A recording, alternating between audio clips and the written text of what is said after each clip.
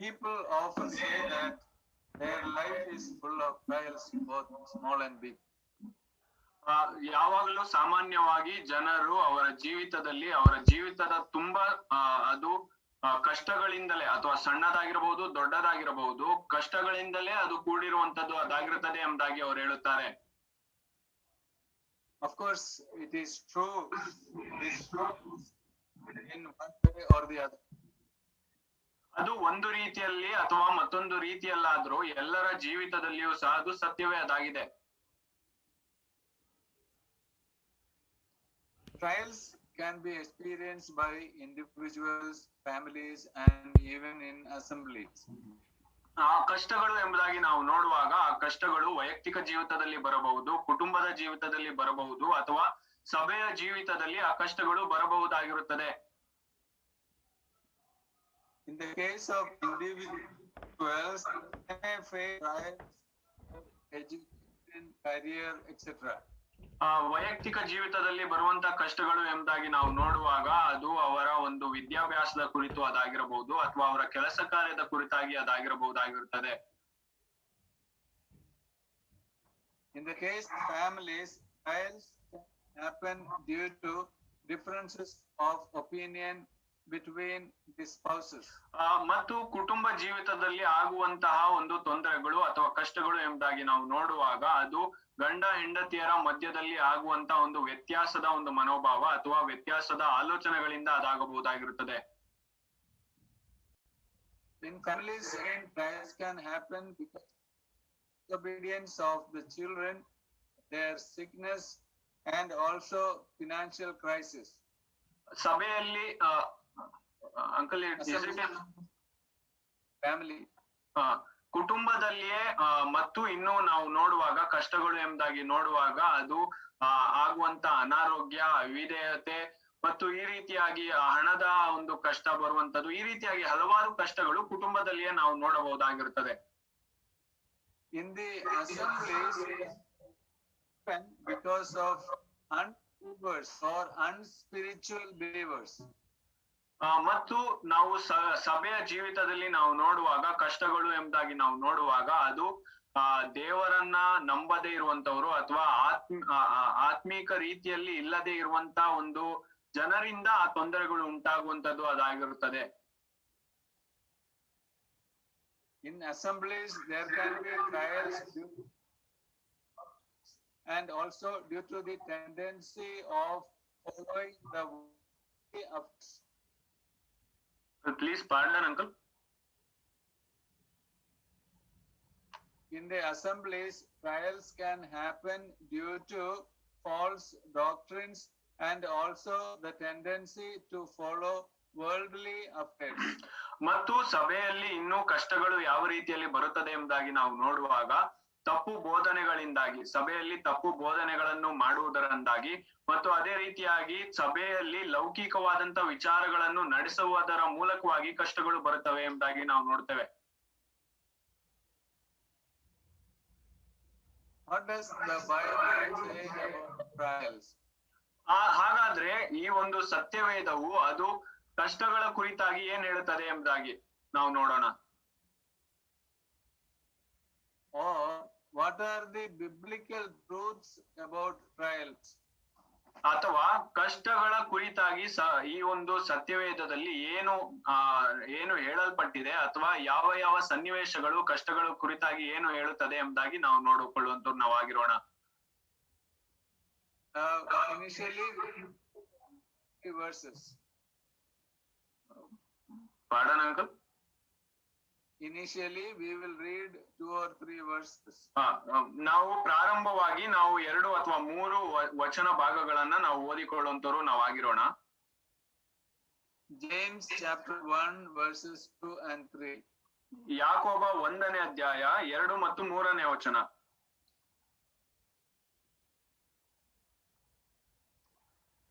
ಯಾಕೋಬ 1ನೇ ಅಧ್ಯಾಯ 2 ಮತ್ತು 3ನೇ ವಚನ. ನನ್ನ ಸಹೋದರರೇ, ನಿಮ್ಮ ನಂಬಿಕೆಗೆ ಆಗುವ ಪರಿಶೋಧನೆಯು ತಾಳ್ಮೆಯನ್ನುಂಟು ಮಾಡುತ್ತದೆಂದು ತಿಳಿದು ನೀವು ನಾನಾ ವಿಧವಾದ ಕಷ್ಟಗಳಲ್ಲಿ ಬಿದ್ದಿರುವಾಗ ಅದನ್ನು ಕೇವಲ ಆನಂದಕರವಾದದ್ದೆಂದು ಎಣಿಸಿರಿ. very clearly it is said that count trials as joy. ಇಲ್ಲಿ ಬಹಳ ಸ್ಪಷ್ಟವಾಗಿ ಹೇಳುತ್ತಿರುವುದೇನೆಂದ್ರೆ, ನಾನಾ ತರವಾದಂತಹ ಕಷ್ಟಗಳಲ್ಲಿ ನೀವು ಬಿದ್ದಿರುವಾಗಲೂ ಸಹ ಅದನ್ನ ಆನಂದಕರವಾದದ್ದೆಂದು ನೀವು ಎಣಿಸಿರಿ ಎಂಬುದಾಗಿ ಅಲ್ಲಿ ಹೇಳುತ್ತಿರುವುದನ್ನ ನಾವು ನೋಡ್ತೇವೆ.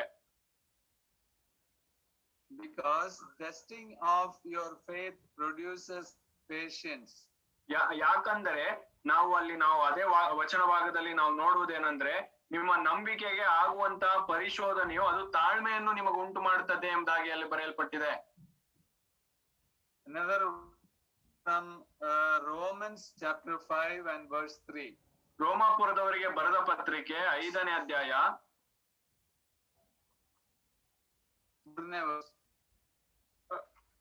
3ನೇ ಅಧ್ಯಾಯ, ರೋಮ 3ನೇ ಅಧ್ಯಾಯ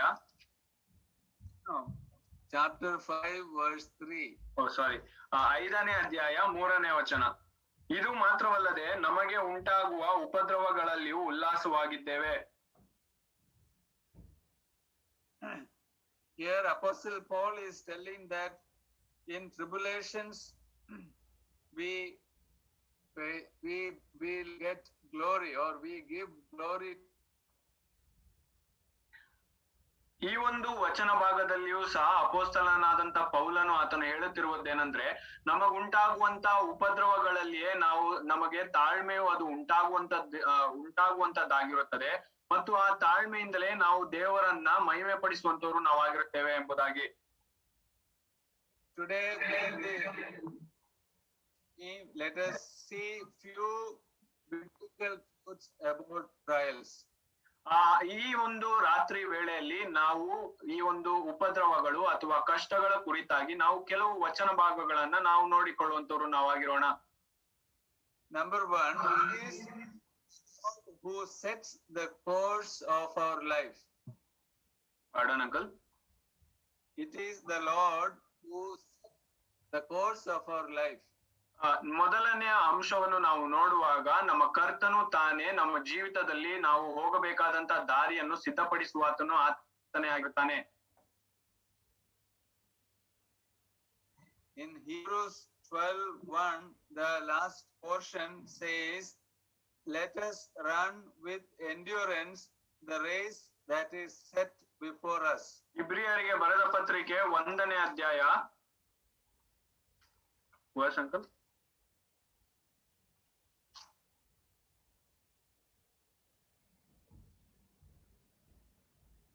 chapter 12 verse 1, the later part. 12ನೇ ಅಧ್ಯಾಯ 1ನೇ ವಚನ. ಇಬ್ರಿಯರಿಗೆ ಬರೆದ ಪತ್ರಿಕೆ 12ನೇ ಅಧ್ಯಾಯ 1ನೇ ವಚನ. ಅದರ ಕೊನೆಯ ಭಾಗದಲ್ಲಿ ಈ ರೀತಿಯಲ್ಲಿ ನಾವು ಓದುತ್ತೇವೆ, ಹತ್ತಿಕೊಳ್ಳುವ ಪಾಪವನ್ನು ನಾವು ಸಹ ತೆಗೆದಿಟ್ಟು ನಂಬಿಕೆಯನ್ನು ಹುಟ್ಟಿಸುವವನು ಪೂರೈಸುವವನು ಆಗಿರುವ ಯೇಸುವಿನ ಮೇಲೆ ಎಂಬುದಾಗಿ ನಾವು ನೋಡುತ್ತೇವೆ. Let us run the race set before us. ಅಲ್ಲಿ ನಾವು ನೋಡುವುದೇನೆಂದ್ರೆ 2ನೇ ವಚನದ ಮಧ್ಯಭಾಗದಲ್ಲಿ ನಾವು ನೋಡ್ತೇವೆ, ನಮಗೆ ನೇಮಕವಾದ ಓಟವನ್ನು ಸ್ಥಿರಚಿತ್ತದಿಂದ ಓಡೋಣ ಎಂಬುದಾಗಿ ನಾವು ಓದುತ್ತೇವೆ. Who has set this race for us? ಈ ಒಂದು ಓಟವನ್ನು ನಮಗೆ ನೇಮಕ ಮಾಡಿರುವಂತವರು ಯಾರು? It is Lord Jesus Christ. ಅದು ನಮ್ಮ ಕರ್ತನಾದಂತ ಯೇಸು ಕ್ರಿಸ್ತನು ತಾನೇ.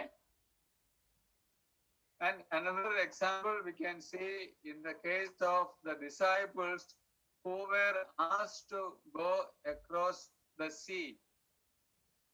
ಮತ್ತೊಂದು ಉದಾಹರಣೆಯನ್ನು ನಾವು ಶಿಷ್ಯರಲ್ಲಿ ಒಬ್ಬನ ಜೀವಿತದಿಂದ ನಾವು ನೋಡಬಹುದಾಗಿರುತ್ತದೆ. ಆ ಶಿಷ್ಯರಿಗೆ ನೀನು ಆ ಒಂದು ಸಮುದ್ರವನ್ನು ದಾಟಿ ನೀನು ಹೋಗಿ ದೇವರ ವಾಕ್ಯವನ್ನು ಸಾರಬೇಕು ಎಂಬುದಾಗಿ ಹೇಳುವಂತದರ ಒಂದು ಸನ್ನಿವೇಶದಿಂದ. It's not like that. Jesus Christ asked people to cross over the sea. One occasion. ಕರ್ತನಾದಂತ ಯೇಸು ಕ್ರಿಸ್ತನು ತಾನೇ ಆ ಸಮುದ್ರವನ್ನು ಹಾದು ಹೋಗಬೇಕು ಎಂಬುದಾಗಿ ಶಿಷ್ಯರಿಗೆ ಆತನು ಹೇಳುವಂತದ್ದನ್ನು ನಾವು ನೋಡ್ತೇವೆ. But while they were sailing, there were a lot of trials faced by them. ಆ ಸಮಯದಲ್ಲಿ ಆ ಒಂದು ಸಮುದ್ರವನ್ನು ಹಾದು ಹೋಗುತ್ತಿದ್ದಂತ ಒಂದು ಸಮಯದಲ್ಲಿ ಅವರು ಬಹಳಷ್ಟು ಕಷ್ಟಗಳನ್ನು ಎದುರಿಸಬೇಕಾಗಿತ್ತು.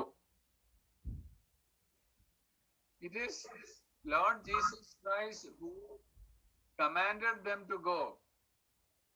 ಅದು ನಮ್ಮ ಕರ್ತನಾದಂತ ಯೇಸು ಕ್ರಿಸ್ತನು ತಾನೇ ಅವರಿಗೆ ಆ ಒಂದು ಸಮುದ್ರದಲ್ಲಿ ಹಾದು ಹೋಗಬೇಕು ಎಂಬುದಾಗಿ ಆಜ್ಞೆಯನ್ನು ಮಾಡಿದನು. Then why trials? The disciples may think that why trials again? ಆಗ ಅವರು ಆ ಶಿಷ್ಯರು ಯೋಚಿಸಬಹುದು, ಅದೇನಂದ್ರೆ ಕ್ರಿಸ್ತನು ತಾನೇ ನಮಗೆ ಆಜ್ಞೆ ಮಾಡಿದ್ದಾನೆ, ಆದಾಗ್ಯೂ ಸಹ ನಮಗೆ ಯಾಕೆ ಈ ಒಂದು ಆದಿಯಲ್ಲಿ ನಮಗೆ ಕಷ್ಟಗಳುಂಟು ಎಂಬುದಾಗಿ. Another example we can see in Exodus. I need not take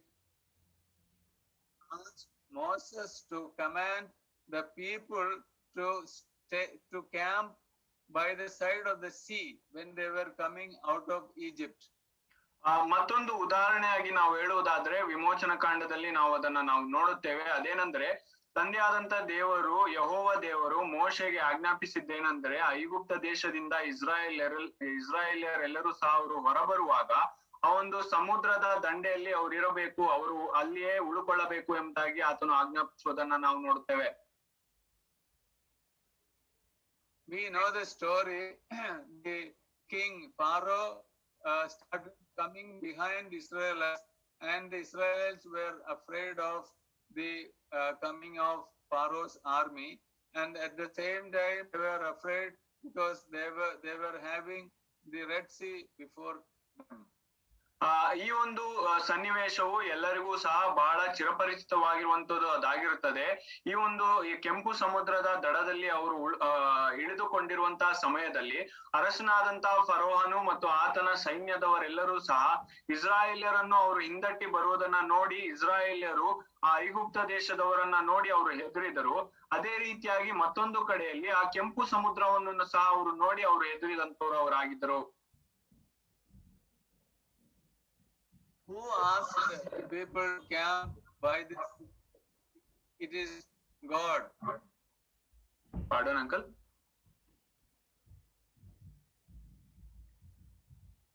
It is God who asked Moses that the people may camp by the seaside. ಆ ಒಂದು ಇಸ್ರಾಯೇಲ್ಯರು ಆ ಒಂದು ಸಮುದ್ರದ ದಡದಲ್ಲಿಯೇ ಇಳುಕೊಳ್ಳಬೇಕು ಎಂಬುದಾಗಿ ಯಾರು ಆಜ್ಞಾಪಿಸಿದರು ಎಂಬುದಾಗಿ ನಾವು ನೋಡುವಾಗ ಅದು ದೇವರು ತಾನೇ ಆಜ್ಞಾಪಿಸಿದನು ಮೋಶೆಯ ಮೂಲಕವಾಗಿ. So we are seeing that in the case of disciples, they realized why the trials came to them, because they realized later the power of Lord Jesus Christ, who could control the stormy wind. ನಾವು ನೋಡುವಾಗ ಈ ಎರಡು ಸನ್ನಿವೇಶಗಳಲ್ಲಿಯೂ ನಾವು ನೋಡುವಾಗ ಮೊದಲನೆಯ ಸನ್ನಿವೇಶದಲ್ಲಿ ಕರ್ತನಾದಂತ ಯೇಸು ಕ್ರಿಸ್ತನು ತಾನೇ ಆತನು ತನ್ನ ಶಿಷ್ಯರಿಗೆ ಆ ಒಂದು ಸಮುದ್ರವನ್ನು ಹಾದು ಹೋಗಬೇಕು ಎಂಬುದಾಗಿ ಆತನು ಆಜ್ಞಾಪಿಸುವವನು ಆತನಾಗಿರ್ತಾನೆ. ಮತ್ತು ಆ ಒಂದು ಸಮುದ್ರದಲ್ಲಿ ಅವರು ಹಾದು ಹೋಗುವಾಗ ಆ ಕಷ್ಟಗಳು ಬರುವಂತವು ಅದಾಗಿರ್ತದೆ. ಮತ್ತು ಆ ಕಷ್ಟಗಳು ಯಾವ ಕಾರಣಕ್ಕೋಸ್ಕರವಾಗಿ ಅದು ಬಂದಿತು ಎಂಬುದಾಗಿ ಅವರು ನಂತರದಲ್ಲಿ ಅದನ್ನು ಅವರು ಅರಿತುಕೊಳ್ಳುತ್ತಾರೆ. ಅದೇನಂದ್ರೆ ದೇವರು ಆ ಒಂದು ಮಹಾಶಕ್ತಿಯುಳ್ಳಂತವನು ಆತನಾಗಿದ್ದಾನೆ ಮತ್ತು ಆ ಒಂದು ಬಿರುಗಾಳಿಯನ್ನು ಸಹ ಆತನು ಶಾಂತ ಮಾಡಬಲ್ಲಂತ ದೇವರು ಆತನಾಗಿದ್ದಾನೆ, ಅಷ್ಟು ಶಕ್ತಿಯುಳ್ಳಂತವನು ಆತನಾಗಿದ್ದಾನೆ ಎಂಬುದನ್ನ ಅವರು ಅರಿತುಕೊಳ್ಳುತ್ತಾರೆ. In the case of Israelites also, they realized the power of God when the Red Sea was divided and they were able to pass through it. ಮತ್ತು ಅದೇ ರೀತಿಯಾಗಿ ಇಸ್ರಾಯೇಲ್ಯರ ಒಂದು ಸನ್ನಿವೇಶದಲ್ಲಿಯೂ ಸಹ ಅವರು ಆ ಒಂದು ದೇವರ ಶಕ್ತಿಯನ್ನು ಅರಿತುಕೊಳ್ಳುವುದಕ್ಕೋಸ್ಕರವಾಗಿ ಅವರು ಅರಿತುಕೊಳ್ಳುವಂತವರು ಸಹ ಅವರು ಆಗಿರ್ತಾರೆ. ಅದು ಯಾವಾಗ ಎಂದರೆ ಆ ಒಂದು ಕೆಂಪು ಸಮುದ್ರವು ಅದು ಎರಡು ಭಾಗವಾಗುವಾಗ ದೇವರ ಶಕ್ತಿ ಎಂತದ್ದು ಎಂಬುದಾಗಿ ಅವರು ಅರಿತುಕೊಳ್ಳುತ್ತಾರೆ. In the New Testament, we see Apostle Paul faced a trial situation in his life. ಅಪೊಸ್ತಲನಾದಂತ ಪೌಲನು ಸಹ ತನ್ನ ಜೀವಿತ ಕಾಲದಲ್ಲಿ ಈ ರೀತಿಯಾದಂತ ಒಂದು ಕಷ್ಟದ ಒಂದು ಸನ್ನಿವೇಶವನ್ನು ಆತನು ಸಹ ಎದುರಿಸುತ್ತಾನೆ. God allowed a thorn in the flesh for Apostle Paul. Pardon, uncle? God allowed a thorn in the flesh of Apostle Paul.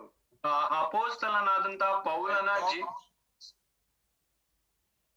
ಅಪೊಸ್ತಲನಾದಂತ ಪೌಲನ ಜೀವಿತದಲ್ಲಿಯೂ ಸಹ ಈ ರೀತಿಯಾಗಿ ಒಂದು ಕಷ್ಟವು, ಅದು ಆತನ ಮಾಂಸದಲ್ಲಿ ಒಂದು ಮುಳ್ಳು ಸಿಕ್ಕಿಕೊಳ್ಳುವ ಹಾಗೆ ಆತನು ಮಾಡಿದನು. He prayed, please to remove this thorn, but God answered that my grace is sufficient for thee. ಆ ಒಂದು ಸಮಯದಲ್ಲಿ ಅಪೊಸ್ತಲನಾದಂತ ಪೌಲನು, ದೇವರೇ ಈ ಒಂದು ಮುಳ್ಳನ್ನು ನೀನು ತೆಗೆದುಹಾಕು ಎಂಬುದಾಗಿ ಆತನು ಪ್ರಾರ್ಥಿಸುವಾಗ ಆ ದೇವರಿಂದ ಉತ್ತರವನ್ನು ಆತನು ಏನು ಪಡೆಯುತ್ತಾನೆ ಎಂಬುದಾಗಿ ನಾವು ನೋಡುವಾಗ, ನನ್ನ ಕೃಪೆಯೇ ನಿನಗೆ ಸಾಕು ಎಂಬುದಾಗಿ ದೇವರು ಹೇಳುತ್ತಾರೆ. In all these instances, we see that the course of their life was set by God. ಈ ಎಲ್ಲಾ ಮೂರು ಸಂಗತಿಗಳಲ್ಲಿಯೂ, ಮೂರು ಸನ್ನಿವೇಶಗಳಲ್ಲಿಯೂ ನಾವು ನೋಡುವಾಗ ಅವರೆಲ್ಲರೂ ಸಹ ಹಾದು ಹೋಗಬೇಕಾಗಿದ್ದಂತ ಮಾರ್ಗವನ್ನು ಸಿದ್ಧಪಡಿಸಿದಂತವರು, ನೇಮಕ ಮಾಡಿದಂತವರು ದೇವರು ತಾನೇ ಆತನಾಗಿದ್ದನು. The second biblical trials is that all the trials God allows are for a purpose and for our good.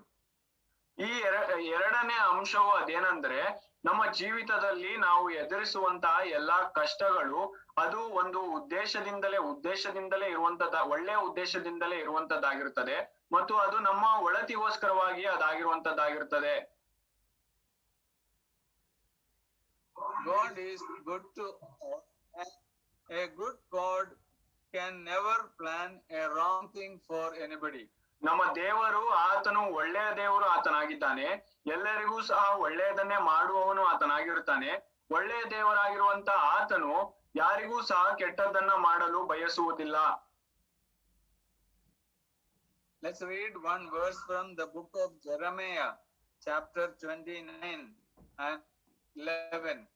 ನಾವು ಒಂದು ವಾಕ್ಯ ಭಾಗವನ್ನು ನಾವು ಓದಿಕೊಳ್ಳೋಣ. ಯೆರೆಮೀಯನ ಪ್ರವಾದನೆಯ ಗ್ರಂಥ 29ನೇ ಅಧ್ಯಾಯ 11ನೇ ವಚನ.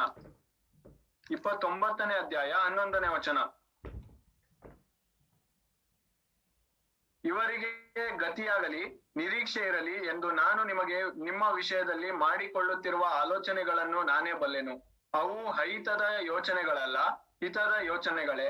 ನೀವು ನನಗೆ ಮೊರೆ ಇಡುವಿರಿ, ನನ್ನನ್ನು ಪ್ರಾರ್ಥಿಸಲು ಹೋಗುವಿರಿ. If you analyze this verse, we read that God has special thoughts about Jeremiah. ನಾವು ಈ ಒಂದು ವಾಕ್ಯ ಭಾಗಗಳನ್ನು ನಾವು ಓದುವಾಗ ನಾವು ತಿಳಿದುಕೊಳ್ಳುವುದೇನೆಂದ್ರೆ, ಯೆರೆಮೀಯನ ಕುರಿತಾಗಿ ಕರ್ತನು, ಆತನು ಒಂದು ವಿಶೇಷವಾದಂತ ಯೋಜನೆಯನ್ನು ಮಾಡಿದಂತವನು ಆತನಾಗಿದ್ದನು. God had thoughts of peace and not of evil. ನಾವು ನೋಡುವಾಗ ವಚನ ಭಾಗದಲ್ಲಿ ನಾವು ನೋಡ್ತೇವೆ, ಅವು ಆತನಿಗಿದ್ದಂತ ಆಲೋಚನೆಗಳು ಅವು ಅಹಿತದ ಆಲೋಚನೆಗಳಲ್ಲ, ಬದಲಿಗೆ ಅದು ಹಿತದ ಯೋಚನೆಗಳೇ ಅದಾಗಿತ್ತು ಎಂಬುದಾಗಿ ನಾವು ಓದುತ್ತೇವೆ. And those thoughts are for his future and a hope. ಮತ್ತು ಆ ಒಂದು ಮಾಡಿದಂತ ಒಂದು ಹಿತದ ಆಲೋಚನೆಗಳು ಆತನ ಮುಂದಿನ ಒಂದು ಗತಿಗೋಸ್ಕರವಾಗಿಯೂ ಮತ್ತು ಅದೇ ರೀತಿಯಾಗಿ ಆತನಿಗೆ ಇರುವಂತ ಒಂದು ನಿರೀಕ್ಷೆಗೋಸ್ಕರವಾಗಿಯೂ ಅದಾಗಿತ್ತು ಎಂಬುದಾಗಿ ನಾವು ಓದುತ್ತೇವೆ. About us also we can say that God has thoughts for us to have a better future for us. ನಮ್ಮ ಜೀವಿತದಲ್ಲಿಯೂ ಸಹ ನಾವು ನೋಡುವಾಗ ದೇವರು ನಮಗೋಸ್ಕರವಾಗಿ, ನಮ್ಮ ಮುಂದಿನ ಜೀವಿತಕ್ಕೋಸ್ಕರವಾಗಿ ಹಿತದ ಯೋಚನೆಗಳನ್ನೇ ಆತನು ಮಾಡಿರುವಂತವನು ಆತನಾಗಿರ್ತಾನೆ. In other words, God's plans though look like trials for us, they are for specific purpose and for our good. ಇನ್ನು ಬೇರೆ ಪದಗಳಲ್ಲಿ ನಾವು ಹೇಳುವುದಾದ್ರೆ, ನಮ್ಮ ಜೀವಿತಗಳಲ್ಲಿ ನಾವು ಮಾಡಿರುವಂತ ಒಂದು ಆಲೋಚನೆಗಳು ಅದು ನಮ್ಮ ಜೀವಿತದಲ್ಲಿ ಕಷ್ಟಗಳ ರೀತಿಯಲ್ಲಿ ನಮಗೆ ಕಾಣಬರುವುದಾಗಿದ್ದರೂ ಸಹ ಆ ಕಷ್ಟಗಳು ಒಂದು ಒಳ್ಳೆಯ ಉದ್ದೇಶಕ್ಕೋಸ್ಕರವಾಗಿ ಅದಾಗಿರುವಂತದ್ದಾಗಿರುತ್ತದೆ, ಮತ್ತು ಅದು ನಮ್ಮ ಒಳಿತಿಗಾಗಿ ಅದು ಆಗುವಂತದ್ದು ಅದಾಗಿರುತ್ತದೆ ಎಂಬುದಾಗಿಯೇ.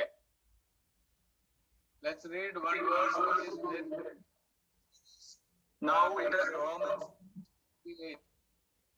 ನಾವು ಇದಕ್ಕೆ ಅನುಗುಣವಾಗಿ ನಾವು ಒಂದು ವಾಕ್ಯ ಭಾಗವನ್ನು ನಾವು ಓದಿಕೊಳ್ಳೋಣ. ರೋಮಾಪುರದವರಿಗೆ ಬರೆದ ಪತ್ರಿಕೆ 8:28.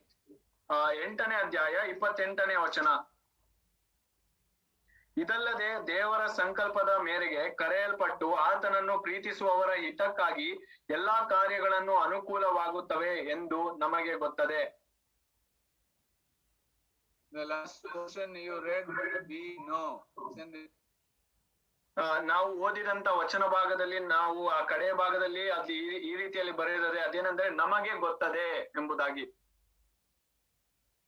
We know that all things work together for good to those who love God. ಅಲ್ಲಿ ನಮಗೆ ಗೊತ್ತದೆ, ಏನು ಗೊತ್ತಿದೆ ಎಂಬುದಾಗಿ ನಾವು ನೋಡುವುದಾದರೆ ಎಲ್ಲಾ ಕಾರ್ಯಗಳು ನಮ್ಮ ಅನುಕೂಲಕ್ಕೋಸ್ಕರವಾಗಿ ಅದು ಆಗುವಂತದ್ದಾಗಿರುತ್ತದೆ ಮತ್ತು ಅದೆಲ್ಲವೂ ಸಹ ಯಾರ್ಯಾರು ಆತನನ್ನ ಪ್ರೀತಿಸುತ್ತಾರೋ ಅವರ ಹಿತಕ್ಕಾಗಿಯೇ, ಕರ್ತನನ್ನು ಪ್ರೀತಿಸುವವರ ಹಿತಕ್ಕಾಗಿಯೇ ಅದು ಆಗುವಂತದ್ದಾಗಿದೆ ಎಂಬುದಾಗಿ ನಾವು ಓದುತ್ತೇವೆ. Otherwise, when we realize that whatever happens to those who love God will work out to be good, we will praise God. ಅಥವಾ ಇನ್ನು ಬೇರೆ ಪದಗಳಲ್ಲಿ ನಾವು ಹೇಳುವುದಾದ್ರೆ, ಯಾರ್ಯಾರು ದೇವರನ್ನ ಪ್ರೀತಿಸುವವರು ಅವರಾಗಿರುತ್ತಾರೋ ಅವರಿಗೆ ಎಲ್ಲಾ ಕಾರ್ಯವೂ ಅದು ಅವರ ಹಿತಕ್ಕಾಗಿಯೇ, ಅವರ ಅನುಕೂಲಕ್ಕಾಗಿಯೇ ಅದು ಆಗುವಂತದ್ದಾಗಿರುತ್ತದೆ. ಈ ರೀತಿಯಲ್ಲಿ ಆಗುವಾಗ ನಾವು ದೇವರಿಗೆ ನಾವು ಕೃತಜ್ಞತೆ ಸಲ್ಲಿಸುವಂತವ್ರು ನಾವಾಗಿರುತ್ತೇವೆ ಎಂಬುದಾಗಿ.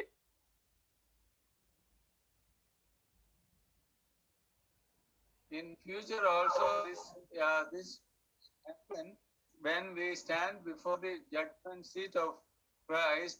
We will realize that God has not made any mistake in granting us trials.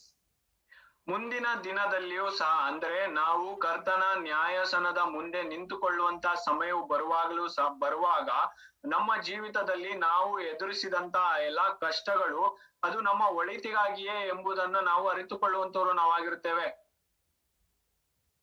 When we remember this thing, praise God even in our trials. Pardon, uncle? When we realize this truth, we will praise God even during our trials. ಈ ಒಂದು ಸತ್ಯವನ್ನು ನಾವು ಅರಿತುಕೊಳ್ಳುವಾಗ ನಮ್ಮ ಕಷ್ಟಗಳಲ್ಲಿಯೂ ಸಹ ನಾವು ದೇವರನ್ನ ಸ್ತುತಿಸುವಂತವರು ನಾವಾಗಿರುತ್ತೇವೆ.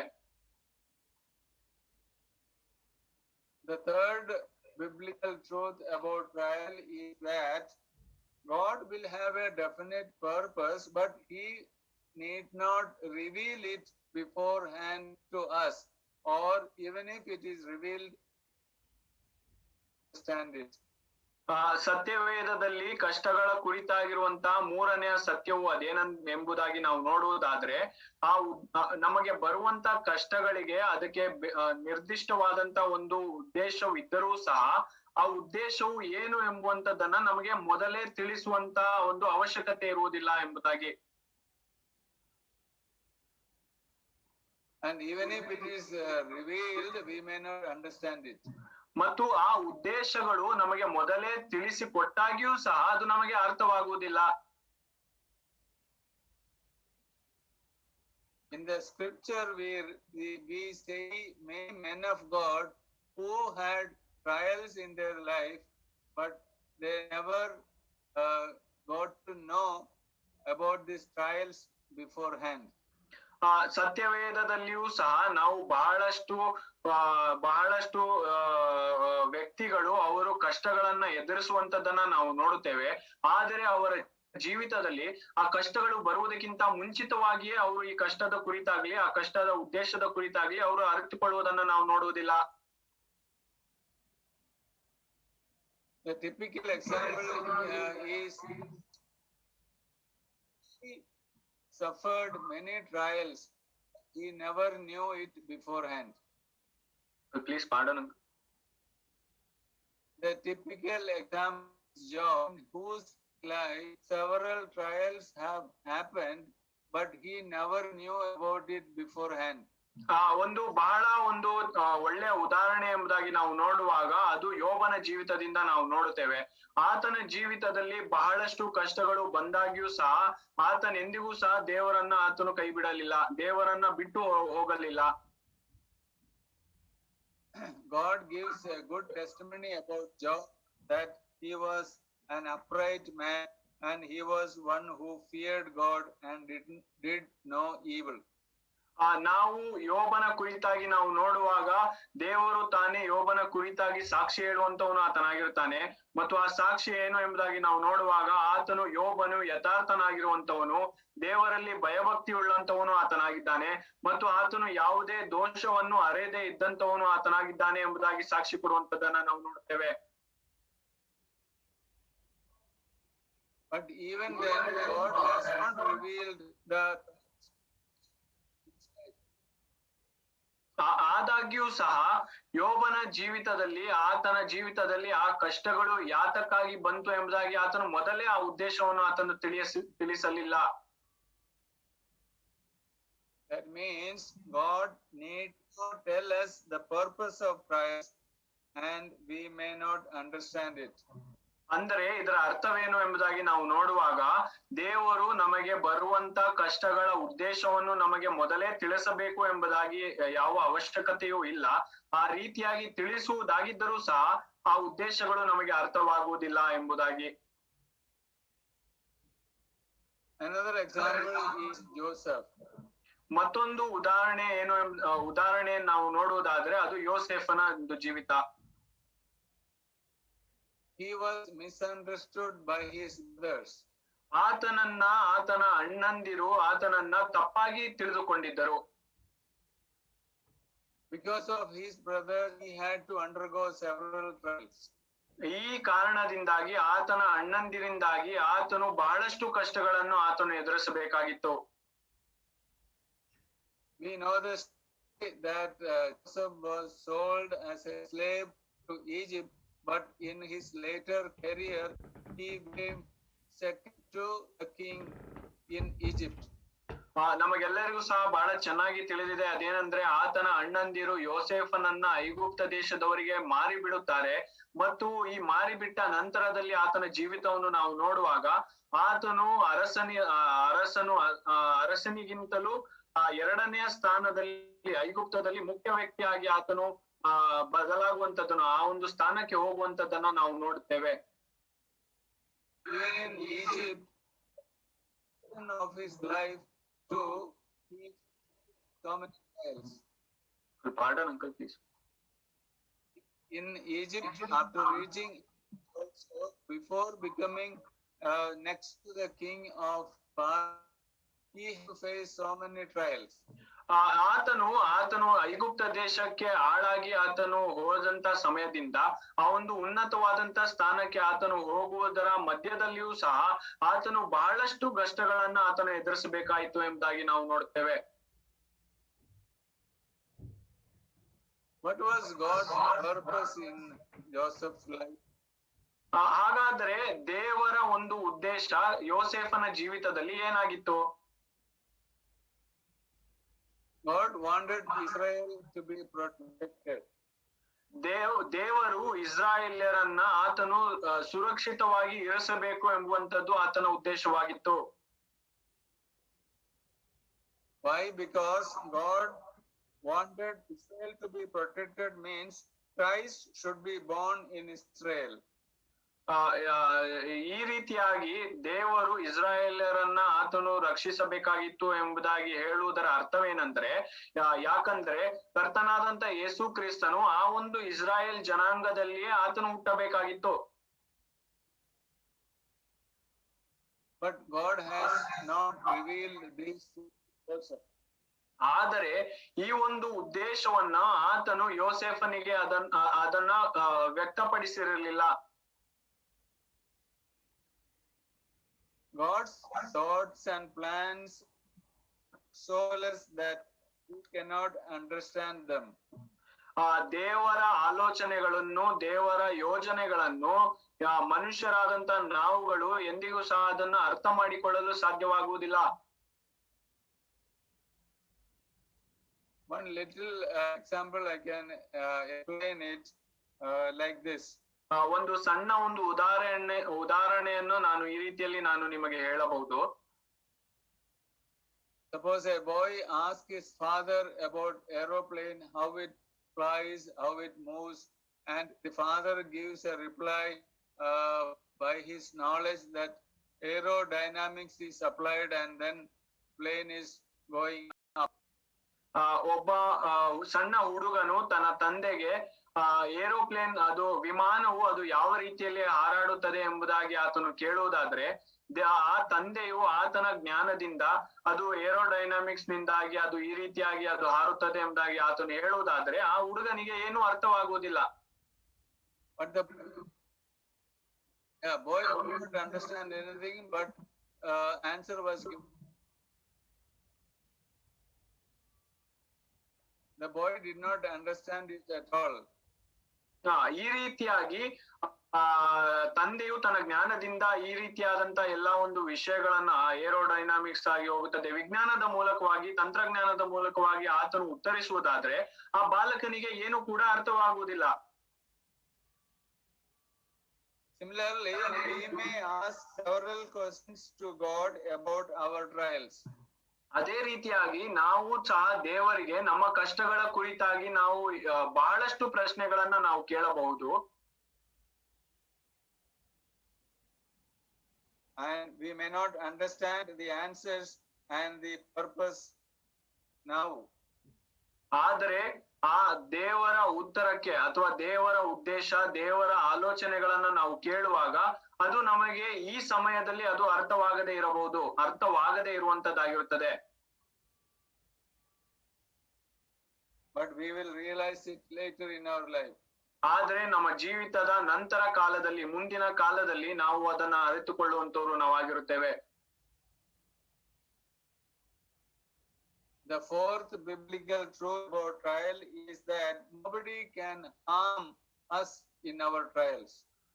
ಮತ್ತು ನಾಲ್ಕನೆಯದಾಗಿ ಸತ್ಯವೇದದಲ್ಲಿ ಕಷ್ಟಗಳ ಕುರಿತಾಗಿರುವಂತ ಸತ್ಯಾಂಶ ಅದು ಏನಂದ್ರೆ ನಮ್ಮ ಕಷ್ಟದ ಸಮಯದಲ್ಲಿ ನಮ್ಮನ್ನು ಯಾರೂ ಸಹ ನಮ್ಮನ್ನು ಯಾವುದೇ ರೀತಿಯಾಗಿ ಹಾನಿ ಮಾಡಲು ಸಾಧ್ಯವಿಲ್ಲ ಎಂಬುದಾಗಿ.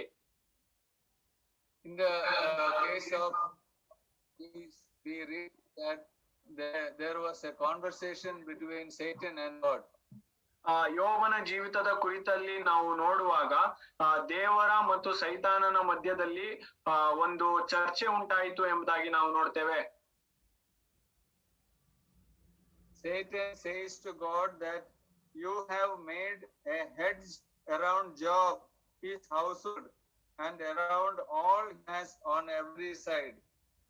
ಆ ಸೈತಾನನು ಆತನು ಹೇಳುವಂತದ್ದೇನಂದ್ರೆ ನೀನು ಯೋಬನ ಸುತ್ತಲೂ ಒಂದು ನಿನ್ನ ಆ ಒಂದು ರಕ್ಷಣೆಯನ್ನು ನೀನು ಇಟ್ಟಿರುವಂತವನು ನೀನಾಗಿರುತ್ತಿ, ಆತನನ್ನು ಕಾಯುತ್ತಿರುವಂತವನು ನೀನಾಗಿರುತ್ತಿ ಎಂಬುದಾಗಿ. Probably Job would not have realized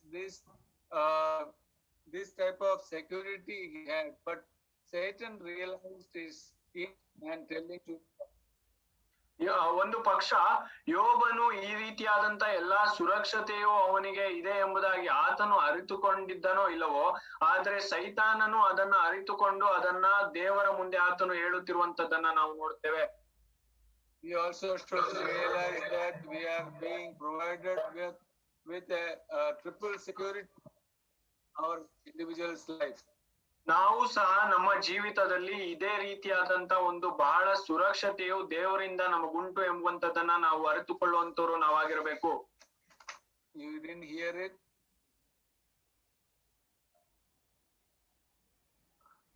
Pardon, uncle?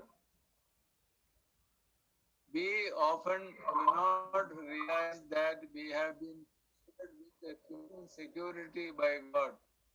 ನಾವು ಸಹ ನಮ್ಮ ಜೀವಿತದಲ್ಲಿ ಎಷ್ಟೋ ಸಮಯಗಳಲ್ಲಿ ನಾವು ದೇವರಿಂದ ಈ ಒಂದು ಸುರಕ್ಷತೆಯನ್ನು ನಾವು ಹೊಂದಿಕೊಂಡಿದ್ದೇವೆ ಎಂಬುವಂತದ್ದನ್ನ ನಾವು ಅರಿಯದೆ ಹೋಗುವಂತವ್ರು ನಾವಾಗಿರುತ್ತೇವೆ. And the next point,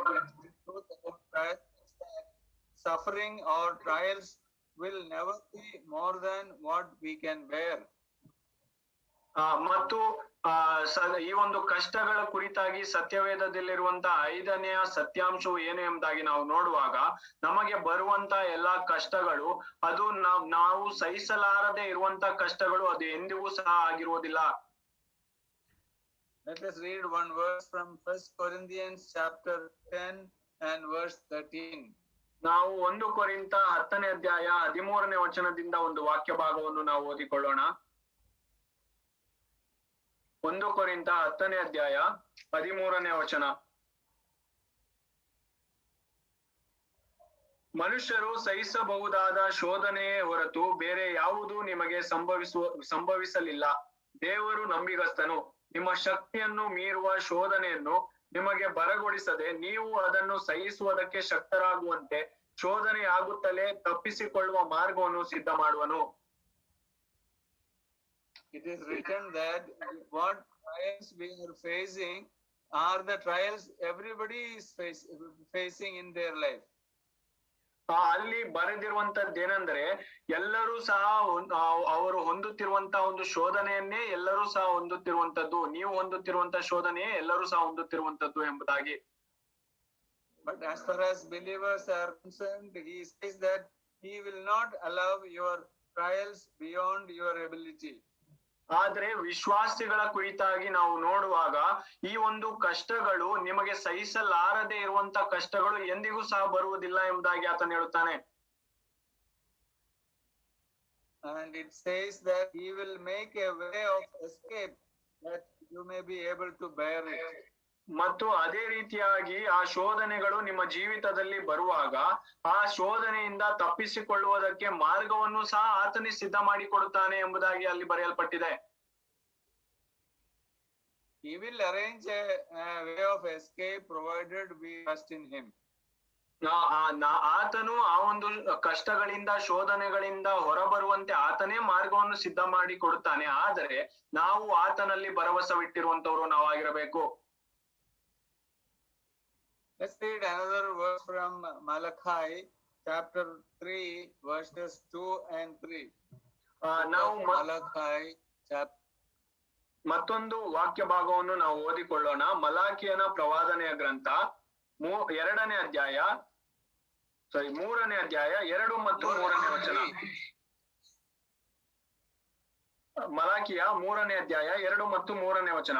ಆತನು ಬರುವ ದಿನವನ್ನು ಯಾರು ತಾಳಾರು, ಆತನು ಕಾಣಿಸಿಕೊಳ್ಳುವಾಗ ಯಾರು ನಿಂತಾರು. ಆತನು ಅಕ್ಕಸಾಲಿಗನ ಬೆಂಕಿಗೂ ಅಗಸನ ಚೌಳಿಗೂ ಸಮಾನನಾಗಿದ್ದಾನೆ. ಬೆಳ್ಳಿಯನ್ನು ಶೋಧಿಸುವ ಅಕ್ಕಸಾಲಿಗನಂತೆ ಕುಳಿತು ಲೇವಿ ವಂಶದವರನ್ನು ಶೋಧಿಸಿ ಬೆಳ್ಳಿ ಬಂಗಾರಗಳನ್ನು ಎಂಬಂತೆ ಶುದ್ಧೀಕರಿಸುವನು. ಅವರು ಸಧರ್ಮಿಗಳಾಗಿ ಯೆಹೋವನಿಗೆ ನೈವೇದ್ಯಗಳನ್ನು ತಂದೊಪ್ಪಿಸುವರು. Let us very clearly understand this portion. ನಾವು ಬಹಳ ಸ್ಪಷ್ಟವಾಗಿ ಈ ಒಂದು ವಾಕ್ಯ ಭಾಗವನ್ನು ನಾವು ಅರ್ಥ ಮಾಡಿಕೊಳ್ಳುವಂತವರು ನಾವಾಗಿರೋಣ.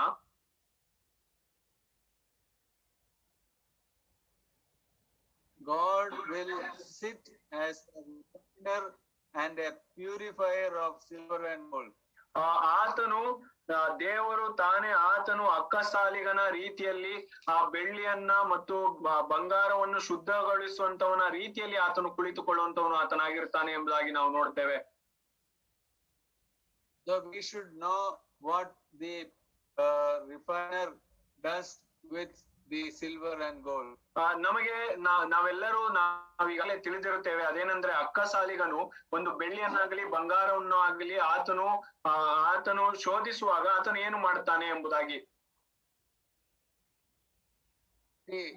Both silver and gold need to be purified before they are converted into ornaments. ಈ ಒಂದು ಬೆಳ್ಳಿ ಮತ್ತು ಬಂಗಾರವು ಅದು ಒಂದು ಆಭರಣವಾಗಿ ತಯಾರು ಹೊಂದುವುದಕ್ಕಿಂತ ಮುಂಚಿತವಾಗಿ ಅದು ಶುದ್ಧೀಕರಿಸಬೇಕಾಗಿರುತ್ತದೆ.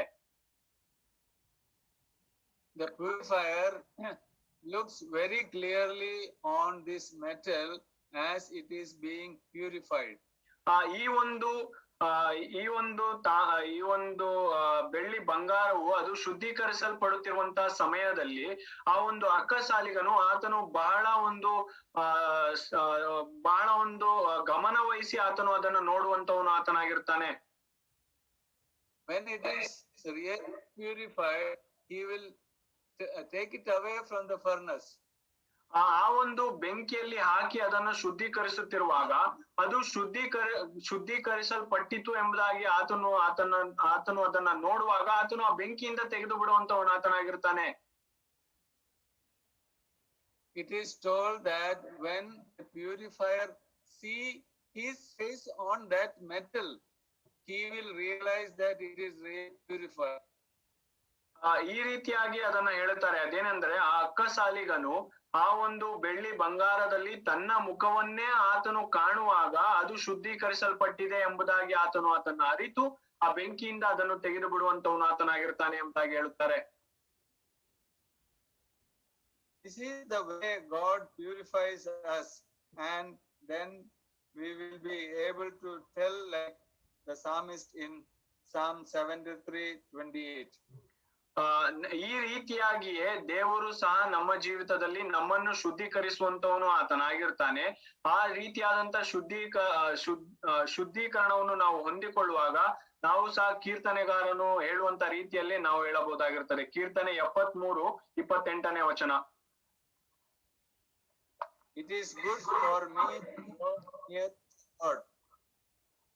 ಕೀರ್ತನೆ 73:28 ನಾವು ಈ ರೀತಿಯಾಗಿ ನಾವು ಓದುತ್ತೇವೆ. ನನಗಾದರೂ ದೇವರ ಸಾನ್ನಿಧ್ಯವೇ ಭಾಗ್ಯವು, ಕರ್ತನೆ ಯೆಹೋವನೇ, ನಾನು ನಿನ್ನನ್ನು ಆಶ್ರಯಿಸಿಕೊಂಡವನಾಗಿ ನಿನ್ನ ಮಾತ್ಕಾರ್ಯಗಳನ್ನು ಪ್ರಕಟಿಸುವೆನು ಎಂಬುದಾಗಿ. Our God knows how to make us escape from our trials. ನಮ್ಮ ದೇವರು ಆತನು ತಾನೇ ನಮ್ಮನ್ನ ನಮ್ಮ ಕಷ್ಟಗಳಿಂದ ಯಾವ ರೀತಿಯಲ್ಲಿ ಬಿಡಿಸಬೇಕು ಎಂಬುವಂತದನ್ನ ಆತನು ತಿಳಿಯಪಡಿಸುವಂತವನ ಆತನಾಗಿರ್ತಾನೆ. He may wait till the purification is completed to his satisfaction. ಆತನಿಗೆ ಅದು ಸಂತೋಷ ಉಂಟು ಮಾಡುವಂತ ಸಮಯದವರೆಗೂ ನಮ್ಮನ್ನ ಯಾವ ರೀತಿಯಲ್ಲಿ ಶುದ್ಧೀಕರಿಸಬೇಕು ಎಂಬುವಂತದನ್ನ ನಿರ್ಧರಿಸುವಂತವನು ಆತನು ತಾನೇ ಆಗಿರುತ್ತಾನೆ. So when we face trials, we understand this particular truth, that God may wait till his satisfaction. ನಾವು ಈ ಒಂದು ಸತ್ಯವನ್ನ ನಾವು ಅರಿತುಕೊಳ್ಳಬೇಕು. ಅದೇನೆಂದ್ರೆ ಆತನಿಗೆ ಸಂತೋಷ, ಆತನಿಗೆ ಅದು ಸಾರ್ಥಕವಾಗುವಂತ ಸಮಯದವರೆಗೂ ಸಹ ಆತನು ನಮ್ಮನ್ನು ಶುದ್ಧೀಕರಿಸುವಂತವನು ಆತನಾಗಿರ್ತಾನೆ ಎಂಬುವಂತದನ್ನ. The next truth is that God will never forsake you during your trials. ಮತ್ತೊಂದು ಸತ್ಯಾಂಶ ಅದು ಏನು ಎಂಬುದಾಗಿ ನಾವು ನೋಡುವಾಗ, ನಮ್ಮ ಕಷ್ಟ ಕಾಲದಲ್ಲಿ ಎಂದಿಗೂ ಸಹ ನಮ್ಮ ದೇವರು ನಮ್ಮನ್ನು ತಳ್ಳಿ ಬಿಡುವಂತವನು, ಕೈ ಬಿಡುವಂತವನು ಆತನಾಗಿರುವುದಿಲ್ಲ. Hebrews 13:5 last part we read, I will never leave nor forsake you. ಇಬ್ರಿಯರಿಗೆ ಬರೆದ ಪತ್ರಿಕೆ 13ನೇ ಅಧ್ಯಾಯ 5ನೇ ವಚನ ಕಡೆ ಭಾಗದಲ್ಲಿ ನಾವು ಈ ರೀತಿಯಾಗಿ ನಾವು ಓದುತ್ತೇವೆ. ಇಬ್ರಿಯ 13:5, ನಾನು ನಿನ್ನನ್ನು ಎಂದಿಗೂ ಕೈ ಬಿಡುವುದಿಲ್ಲ, ಎಂದಿಗೂ ತೊರೆಯುವುದಿಲ್ಲವೆಂದು ದೇವರು ತಾನೇ ಹೇಳಿದ್ದಾನೆ. But we need to be content with what we have. ಆದ್ರೆ ನಾವು ಈ ರೀತಿಯಾಗಿ ಆಗಬೇಕಾದ್ರೆ ನಮಗೆ ಏನು ಕೊಡಲ್ಪಟ್ಟಿದೆಯೋ ಅದರಲ್ಲಿ ನಾವು ತೃಪ್ತರಾಗಿರುವಂತವ್ರು ನಾವಾಗಿರಬೇಕು. And in John's Gospel chapter, we need not read the entire portion. In John chapter 10 verses 27 to 29, we read few assurances God has given to us. ನಾವು ಯೋಹಾನನ ಸುವಾರ್ತೆಗಳು 10ನೇ ಅಧ್ಯಾಯ 29ನೇ ವಚನದಿಂದ 30ನೇ ವಚನ, 27 to 29. 27ರಿಂದ 29ನೇ ವಚನದವರೆಗೂ ನಾವು ಓದುವುದಾದ್ರೆ ಅಲ್ಲಿ ನಮಗೆ ಕೊಡಲ್ಪಟ್ಟಿರುವಂತ ವಾಗ್ದಾನಗಳ ಕುರಿತಾಗಿ, ಕೆಲವು ವಾಗ್ದಾನಗಳ ಕುರಿತಾಗಿ ನಾವು ಓದುತ್ತೇವೆ. Jesus Christ is telling in verse 27 that he will give eternal life and they shall not perish. ನಾವು 28ನೇ ವಚನದಲ್ಲಿ ನಾವು ನೋಡುತ್ತೇವೆ, ನಾನು ನಿಮಗೆ ನಿತ್ಯ ಜೀವವನ್ನು ಕೊಡುತ್ತೇನೆ ಎಂಬುದಾಗಿ ಆತನು ವಾಗ್ದಾನ ಮಾಡುತ್ತಾನೆ. ಆ ನಿತ್ಯ ಜೀವವನ್ನು ಹೊಂದಿದವರು ಎಂದಿಗೂ ಸಹ ನಾಶವಾಗುವುದಿಲ್ಲ ಎಂಬುದಾಗಿ ಆತನು ಹೇಳುತ್ತಾನೆ. And he says that no one will snatch them away from me or away from my hand. ನನ್ನಿಂದಾಗಲಿ ನನ್ನ ಕೈಗಳಿಂದಾಗಲಿ ಯಾರು ಸಹ ಕಸಕೊಳ್ಳಲಾರರು ಎಂಬುದಾಗಿ ಆತನು ಹೇಳುತ್ತಾನೆ. And in verse 29 he says that my Father is greater than all no one is able to snatch them out of my Father's hand. ಮತ್ತು 29ನೇ ವಚನದಲ್ಲಿ ಆತನು ಈ ರೀತಿಯಲ್ಲಿ ಹೇಳ್ತಾನೆ, ಅದೇನೆಂದ್ರೆ ನನ್ನ ತಂದೆಯು ನನಗೆ ಕೊಟ್ಟದ್ದು ಎಲ್ಲದಕ್ಕಿಂತಲೂ ದೊಡ್ಡದು ಮತ್ತು ಅದನ್ನ ನನ್ನ ತಂದೆಯ ಕೈಯಿಂದಲೂ ಸಹ ಯಾರೂ ಕಸಕೊಳ್ಳಲಾರರು ಎಂಬುದಾಗಿ ಆತನು ಹೇಳ್ತಾನೆ. The next point is that whether the trials are removed or not, God's purpose will definitely be fulfilled. ಮತ್ತು ಮುಂದಿನ ಒಂದು ಅಂಶ ಅದೇನು ಎಂಬುದಾಗಿ ನಾವು ನೋಡುವುದಾದ್ರೆ, ನಮ್ಮ ಜೀವಿತದಿಂದ ಕಷ್ಟಗಳು ಅದು ತೆಗೆಯಲ್ಪಡುತ್ತದೋ ಇಲ್ಲವೋ, ಆದರೂ ಸಹ ಆ ಕಷ್ಟಗಳು ಇದ್ದಾಗ್ಯೂ ಸಹ ದೇವರ ಉದ್ದೇಶವು ನಮ್ಮ ಜೀವಿತದಲ್ಲಿ ಎಂದಿಗೂ ಸಹ ಅದು ನೆರವೇರುವಂತದ್ದೇ ಅದಾಗಿರುತ್ತದೆ ಎಂಬುದಾಗಿ. Example is Apostle Paul. ಉದಾಹರಣೆಗೆ ಅಪೊಸ್ತಲನಾದಂತ ಪೌಲನ ಜೀವಿತ. He has faced so many trials. ಆತನು ತನ್ನ ಜೀವಿತದಲ್ಲಿ ಬಹಳಷ್ಟು ಕಷ್ಟವನ್ನು ಆತನು ಅನುಭವಿಸಿದನು. In his body also he has experienced trials. ಆತನು ತನ್ನ ದೇಹದಲ್ಲಿಯೂ ಸಹ ಬಹಳಷ್ಟು ಕಷ್ಟವನ್ನು ಆತನು ಅನುಭವಿಸಿದ್ದಾನೆ. But God has fulfilled the purpose which he wanted to be fulfilled through the life of Paul. ಆದಾಗ್ಯೂ ಸಹ ತಂದೆಯಾದಂತ ದೇವರು ಅಪೊಸ್ತಲನಾದಂತ ಪೌಲನ ಜೀವಿತದಿಂದಾಗಿ ನೆರವೇರಿಸಬೇಕಾಗಿದ್ದಂತ ಎಲ್ಲಾ ಉದ್ದೇಶಗಳನ್ನು ಸಹ ಆತನು ನೆರವೇರಿಸಿದ್ದಾನೆ. God wanted Paul to reach out to different countries and preach gospel. ಕರ್ತನು ಅಪೊಸ್ತಲನಾದಂತ ಪೌಲನು ಆತನು ಹಲವಾರು ದೇಶಗಳಿಗೆ ಹೋಗಿ ದೇವರ ವಾಕ್ಯವನ್ನು ಸಾರಬೇಕು ಎಂಬುವಂತದ್ದು ಆತನ ಉದ್ದೇಶವಾಗಿತ್ತು. ಅದೇ ರೀತಿಯಲ್ಲಿ ಆತನು ದೇವರ ವಾಕ್ಯವನ್ನು ಹಲವಾರು ಜಾಗಗಳಿಗೆ ಆತನು ಸಾರುವಂತದನ್ನ ನಾವು ನೋಡ್ತೇವೆ. He wanted Paul to conduct missionary journeys and establish churches in different places. ಆತನು ಬಹಳಷ್ಟು ಸೇವೆಯ ಒಂದು ಯಾತ್ರೆಗಳನ್ನು ಆತನು ಮಾಡಿ ಬಹಳಷ್ಟು ಸಭೆಗಳನ್ನು ಆತನು ತೆರೆಯಬೇಕು ಎಂಬುದಾಗಿ ಆತನ ಉದ್ದೇಶ, ಕರ್ತನ ಉದ್ದೇಶ ಅದಾಗಿತ್ತು. He wanted Paul to encourage the believers. Pardon, uncle? He wanted Paul to visit the assemblies and the believers. ಅದೇ ರೀತಿಯಾಗಿ ಅಪೊಸ್ತಲನಾದಂತ ಪೌಲನು ಆ ಎಲ್ಲಾ ಸಭೆಗಳಿಗೆ ಆತನು ಸಂಧಿಸಿ ಅವರನ್ನು ಉತ್ತೇಜನ ಪಡಿಸಬೇಕು ಎಂಬುವಂತದ್ದು ಕರ್ತನ ಉದ್ದೇಶವಾಗಿತ್ತು. Certain trials are inevitable in our life and are allowed by God for our good. ಕೆಲವು ಈ ಎಲ್ಲ ಉಪದ್ರವಗಳು, ನಿಮ್ಮ ಜೀವಿತದಲ್ಲಿ ಬರುವಂತ ಎಲ್ಲ ಉಪದ್ರವಗಳು, ಅದನ್ನ ನಾವು ತಡೆಯಲು ಸಾಧ್ಯವಿಲ್ಲ. ಆದ್ರೆ ಬರುವಂತ ಎಲ್ಲಾ ಕಷ್ಟಗಳು ನಮ್ಮ ಒಳಿತಿಗಾಗಿ ಅದಾಗಿರುವಂತದ್ದಾಗಿರುತ್ತದೆ. The last truth about biblical truth about trial is that the sorrow of trials and comfort go hand in hand. ಮತ್ತೊಂದು ಕೊನೆಯದಾದಂತ ಕಷ್ಟಗಳ ಕುರಿತಾಗಿರುವಂತ ಸತ್ಯವೇದದ ಸತ್ಯಾಂಶವು ಅದೇನೆಂಬುದಾಗಿ ನಾವು ನೋಡುವಾಗ, ಆ ಕಷ್ಟಗಳಿಂದ ಬರುವಂತ ದುಃಖ ಮತ್ತು ಆ ದೇವರಿಂದ ಬರುವಂತ ಒಂದು ಸಂತೈಸುವಿಕೆ ಅದೆರಡೂ ಸಹ ಒಟ್ಟಾಗಿ ಆಗುವಂತದ್ದಾಗಿರ್ತದೆ ಎಂಬುದಾಗಿ. We quickly read 2 Corinthians chapter 6. ನಾವು 2 ಕೊರಿಂಥದವರಿಗೆ ಬರೆದ ಪತ್ರಿಕೆ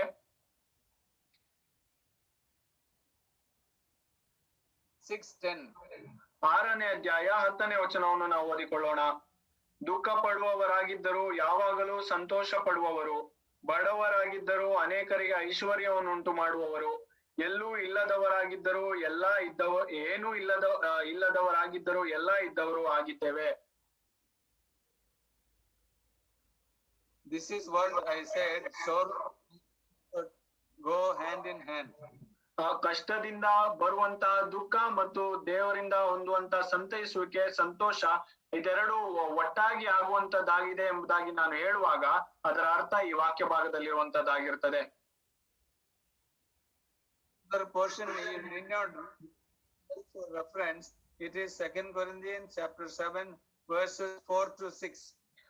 ಈಗ ಮುಂದಿನ ಒಂದು ಆಧಾರ ವಚನ ನೋಡುವಾಗ ಅದೇ 2 ಕೊರಿಂಥ 7ನೇ ಅಧ್ಯಾಯ 4ರಿಂದ 6ನೇ ವಚನ ನೀವು ಓದಿಕೊಳ್ಳಿರಿ. ಅದು ಸಹ ಇದೇ ರೀತಿಯಾಗಿ ಹೇಳುವಂತದ್ದಾಗಿರುತ್ತದೆ. Verse 4 it is written, I am filled with comfort. ಅಲ್ಲಿ ನಾವು 4ನೇ ವಚನದಲ್ಲಿ ನಾವು ನೋಡ್ತೇವೆ, ನನ್ನ ಉತ್ಸಾಹ ಬಹಳ ಎಂಬುದಾಗಿ ಆತನು ಬರೆಯುತ್ತಾನೆ. I am exceedingly joyful in all our trials, tribulations. ಆತನು ಎಲ್ಲಾ ಸಂಕಟಗಳಲ್ಲಿ ಅತ್ಯಧಿಕವಾದ ಸಂತೋಷದಿಂದ ತುಂಬಿದ್ದೇನೆ ಎಂಬುದಾಗಿ ಆತನು ಹೇಳುತ್ತಾನೆ. Verse says, we were troubled on every side. Outside were conflicts and inside were fears. 5ನೇ ವಚನದಲ್ಲಿ ಆತನು ಹೇಳುತ್ತಾನೆ, ಎಲ್ಲಾ ವಿಷಯಗಳಲ್ಲಿಯೂ ನಮಗೆ ಸಂಕಟವಿತ್ತು, ಹೊರಗೆ ಕಲಹ ಒಳಗೆ ಭಯ ಎಂಬುದಾಗಿ. And in verse 6, God comforted us by the coming of Titus. ಆದ್ರೆ ಆತನು 6ನೇ ವಚನದಲ್ಲಿ ಬರೆಯುತ್ತಾನೆ, ಆದರೆ ದೀನಾವಸ್ಥೆಯಲ್ಲಿರುವವರನ್ನು ಸಂತೈಸುವ ದೇವರು ಈತನ ಮೂಲಕವಾಗಿ ಆ ಒಂದು ಆತನು ಬರೆಯುತ್ತಾನೆ. The same God will comfort us even if we face trials and sorrows in our life. ಅದೇ ದೇವರು ನಮ್ಮ ಜೀವಿತದಲ್ಲಿಯೂ ಸಹ ನಾವು ಕಷ್ಟಗಳನ್ನ, ಉಪದ್ರವಗಳನ್ನ, ದುಃಖವನ್ನ ನಾವು ಎದುರಿಸುವಾಗ ಆತನು ತಾನೇ ನಮ್ಮನ್ನು ಸಂತೈಸುವಂತವನು ಆತನಾಗಿರ್ತಾನೆ. Before concluding, I will tell the incident happened to one lady when she was a child. ಈ ಒಂದು ವಾಕ್ಯ ಭಾಗವನ್ನು ಮುಗಿಸುವುದಕ್ಕಿಂತ ಮುಂಚಿತವಾಗಿ ನಾನು ಆದಂತ ಒಂದು ಘಟನೆಯನ್ನು ನಾನು ಹೇಳುವಂತವನು ನಾನಾಗಿರ್ತೇನೆ. ಈ ಒಂದು ಘಟನೆಯು ಒಬ್ಬ ಸ್ತ್ರೀಯ ಜೀವಿತದಲ್ಲಿ ಆಕೆಯು ಸಣ್ಣವರಾಗಿದ್ದಂತ ಸಮಯದಲ್ಲಿ ಆದಂತ ಒಂದು ಘಟನೆ ಇದಾಗಿರುತ್ತದೆ. When she was a child, through doctor's mistake, she became blind. ಆ ಒಂದು ಸ್ತ್ರೀಯು ಸಣ್ಣ ಮಗುವಾಗಿದ್ದಂತ ಸಮಯದಲ್ಲಿ ಆ ವೈದ್ಯರ ಒಂದು ತಪ್ಪಿನಿಂದಾಗಿ ಆಕೆ ಕುರುಡಾಗಿ ಹೋಗಿದ್ದಳು. But in her subsequent life, she has written hundreds of hymns for the glory of God. ಆದ್ರೆ ಆಕೆಯ ಮುಂದಿನ ಜೀವಿತದಲ್ಲಿ ಆ ಒಂದು ಸ್ತ್ರೀಯು ಕರ್ತನಿಗೋಸ್ಕರವಾಗಿ 100 ಕೀರ್ತನೆಗಳನ್ನು ಆಕೆ ಬರೆದಿರುತ್ತಾಳೆ. 100 ಮಾತ್ರ ಅಲ್ಲ, 106 ಕೀರ್ತನೆಗಳನ್ನ ಬರೆದಿರುತ್ತಾರೆ. Two very familiar hymns are Blessed Assurance and To God Be the Glory. These two also are from her creations. Blessed Assurance ಮತ್ತು To God Be the Glory ಎಂಬುವಂತ 2 ಕೀರ್ತನೆಗಳನ್ನು ಸಹ ಇದು ಬಹಳ ಒಂದು ಎಲ್ಲರಿಗೂ ಚಿರಪರಿಚಿತವಾಗಿರುವಂತ 2 ಕೀರ್ತನೆ ಅದಾಗಿರುತ್ತದೆ. ಅದನ್ನ ಸಹ ಅವರೇ ಬರೆದಿರುತ್ತಾರೆ. This lady's name is Fanny Crosby. Pardon uncle? Fanny Crosby. Fanny Crosby ಎಂಬುವಂತದ್ದು ಅವರ ಹೆಸರಾಗಿರುತ್ತದೆ. And when somebody interviewed her, she said this. ಒಬ್ಬರು ಅವರನ್ನ ಸಂದರ್ಶನ ಮಾಡುವಾಗ ಅವರು ಈ ರೀತಿಯಾಗಿ ಅವರು ಹೇಳ್ತಾರೆ, I am a happy soul. ನಾನು ಬಹಳ ಸಂತೋಷದಿಂದಿರುವಂತ ಒಂದು ಆತ್ಮ ನನ್ನದು ಎಂಬುದಾಗಿ ಅವರು ಹೇಳುತ್ತಾರೆ. I will have a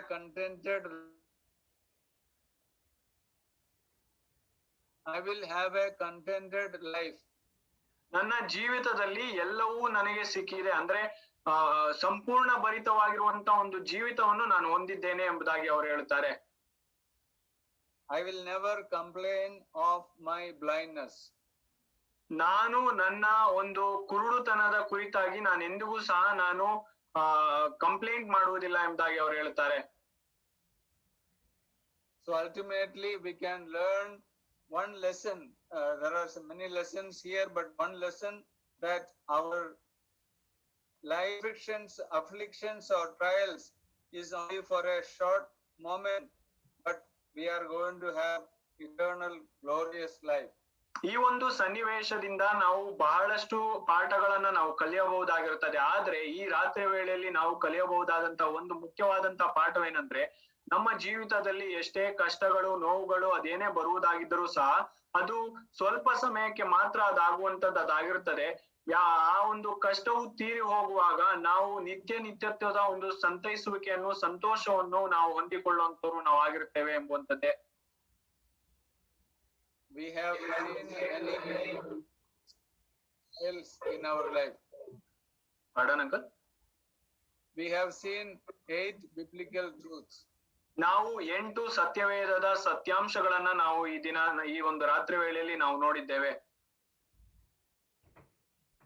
It is the Lord who sets the course of our life. ನಮ್ಮ ದೇವರು ತಾನೇ ನಮ್ಮ ಜೀವಿತದಲ್ಲಿ ನಾವು ಹಾದು ಹೋಗಬೇಕಾದಂತ ಮಾರ್ಗವನ್ನು ಸಿದ್ಧಪಡಿಸುವಂತವನು, ನೇಮಕಪಡಿಸುವಂತವನು ಆತನೇ ಆಗಿರುತ್ತಾನೆ. God allows trials for a purpose and for our good. ನಮ್ಮ ಜೀವಿತದಲ್ಲಿ ಬರುವಂತ ಕಷ್ಟಗಳು ಅದು ಒಂದು ಉದ್ದೇಶದಿಂದಲೇ ಬರುವಂತದ್ದಾಗಿರುತ್ತದೆ ಮತ್ತು ಅದು ನಮ್ಮ ಒಳಿತಿಗಾಗಿಯೇ ಅದು ಬರುವಂತದ್ದಾಗಿರುತ್ತದೆ. God may not reveal the purpose of trials beforehand.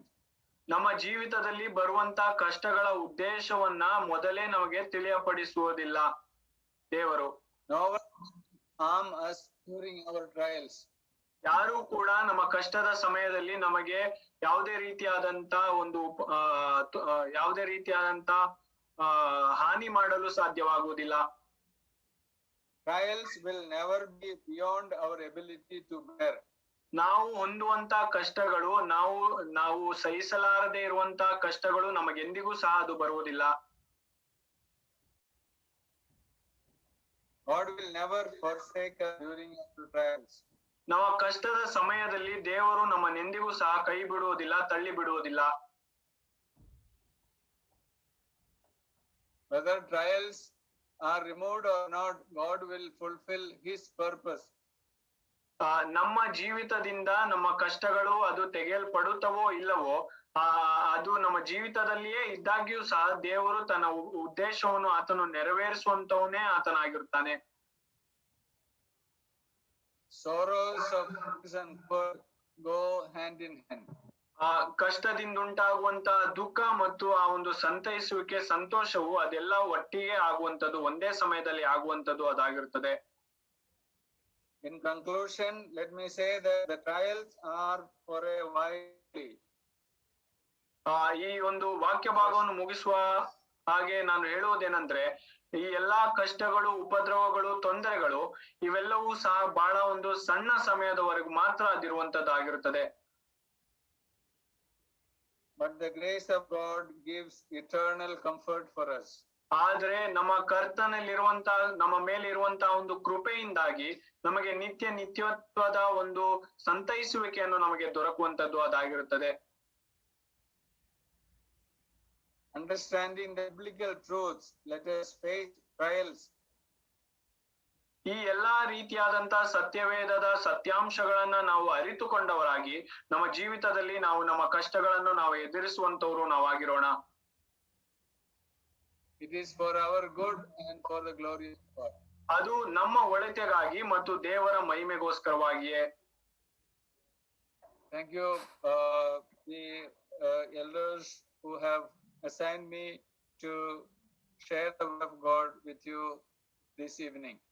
ಈ ಒಂದು ಸಂಜೆಯ ವೇಳೆಯಲ್ಲಿ ನಿಮ್ಮ ಮಧ್ಯದಲ್ಲಿ ನಾನು ಬಂದು ದೇವರ ವಾಕ್ಯವನ್ನು ಹಂಚುವುದಕ್ಕೋಸ್ಕರವಾಗಿ ಅವಕಾಶ ಮಾಡಿಕೊಟ್ಟಂತ ಸಭಾ ಹಿರಿಯರೆಲ್ಲರಿಗೂ ಸಹ ನಾನು ವಂದನೆಯನ್ನು ನಾನು ಸಲ್ಲಿಸುತ್ತೇನೆ. May the name of our Lord be glorified in our midst. ನಮ್ಮ ಮಧ್ಯದಲ್ಲಿ ನಮ್ಮ ತಂದೆಯಾದಂತ ದೇವರ ನಾಮವು ಅದು ಮಹಿಮೆ ಹೊಂದಲಿ. Thank you. ವಂದನೆಗಳು.